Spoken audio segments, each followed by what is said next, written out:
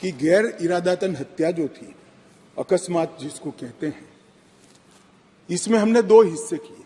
अकस्मात तो किसी भी व्यक्ति से किसी भी स्थिति में हो सकता है। गाड़ी चलाता रहे एक व्यक्ति और रास्ते में कोई भी बेध्यान हुआ या कोई रश कर आ गया और अकस्मात हो गया। अकस्मात करने के बाद वो व्यक्ति स्वयं उसको पुलिस स्टेशन या तो हॉस्पिटल ले जाता है, तो इसके लिए कम सजा का प्रावधान किया है। हिट एंड रन केस, मरता हुआ छोड़कर कोई भाग जाता है, तो इसके लिए हमने 10 साल की सजा का प्रावधान किया। जो आतंकवादी कृत्य करते हैं उनके प्रति कोई दया भाव नहीं होना चाहिए। कठोर से कठोर इनके लिए कानून का प्रावधान होना चाहिए। और ये नरेंद्र मोदी सरकार का उचित ही निर्णय है कि सरकार, किसी राज्य सरकार, विदेश की सरकार, अंतर्राष्ट्रीय सरकारी संगठन के सुरक्षा को बाधित करने वाले कृत्य भी आतंकवादी माने जाएंगे। मान्यवर, मैं नहीं मानता इसमें कहीं पर भी कोई गुंजाइश बची है कि इसका दुरुपयोग हो। और मैं सदन को आश्वस्त करना चाहता हूं, कानून तो लिखी हुई चीज है, इसका अमल करते वक्त अगर कोई इसका दुरुपयोग करता है, जहां तक हमारी सरकार का सवाल है साहब, हम उसको रोकेंगे भी और उसको नश्यत भी करेंगे, सजा भी देंगे। और सबसे ऊपर कोर्ट है।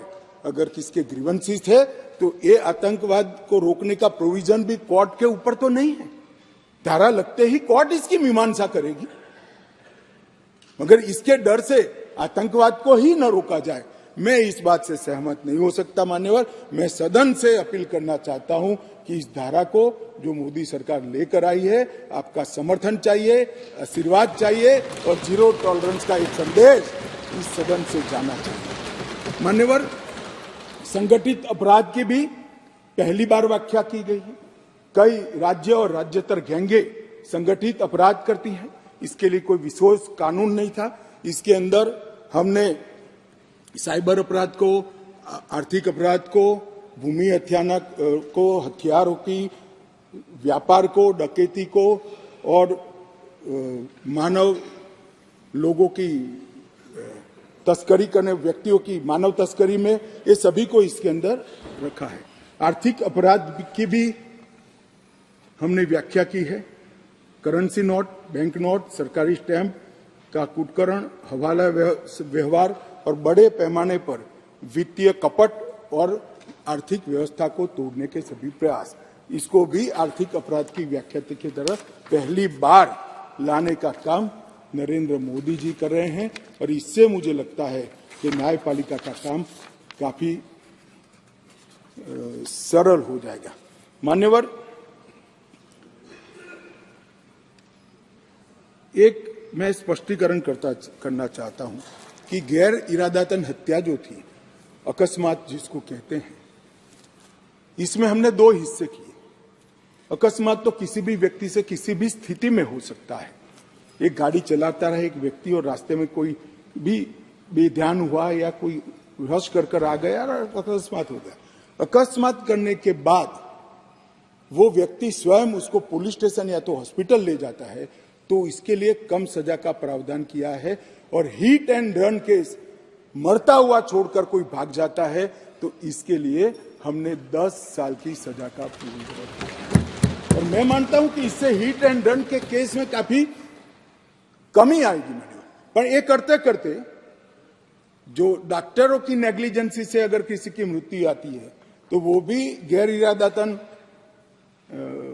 हत्या में आ जाती थी, इसकी भी सजा बढ़ गई। तो हमने इसको मैं आज ऑफिशियल अमेंडमेंट लेकर आऊंगा, डॉक्टरों को इससे मुक्त कर दिया है। इंडियन मेडिकल एसोसिएशन ने मेरे सामने रजूआत करी थी, हमने इसको मुक्त करने का प्रावधान किया। मान्यवर, मॉब लिंचिंग का नया प्रावधान हम लेकर आए हैं। नस्ल, जाति, समुदाय या किसी शंका के आधार पर एक टोला एकत्रित होकर किसी को मार देता है, तो उसमें मैक्सिमम फांसी तक की सजा की है। स्नैचिंग के लिए कोई कानून नहीं था, चैन स्नैचिंग होते थे, मोबाइल होते थे और अलग अलग धाराओं में अंत में कानून के गैप का फायदा उठाकर वो छूट जाते हैं थे। स्नैचिंग के लिए भी हमने कानून लाया है। और मान्यवर गंभीर चोट का जो कानून था इसमें भी हमने 2 डिवीजन करे हैं। किसी के सर पर लाठी मार दी, इंजर्ड हुआ तो उसको सजा तो होनी चाहिए, परंतु लाठी मारने के कारण वो ब्रेन डेड हो गया या अपाहिज हो गया तो इसकी सजा इतनी नहीं होनी चाहिए। तो संपूर्ण अपाहिजता या तो ब्रेन डेड के केस में हमने 10 साल तक का कठोर दंड देने का प्रावधान किया है, इसको सेपरेट किया है। मान्यवर, गंभीर चोट का जो खंड 117 है उसमें 10 साल की उम्र कैद का हमने प्रावधान किया।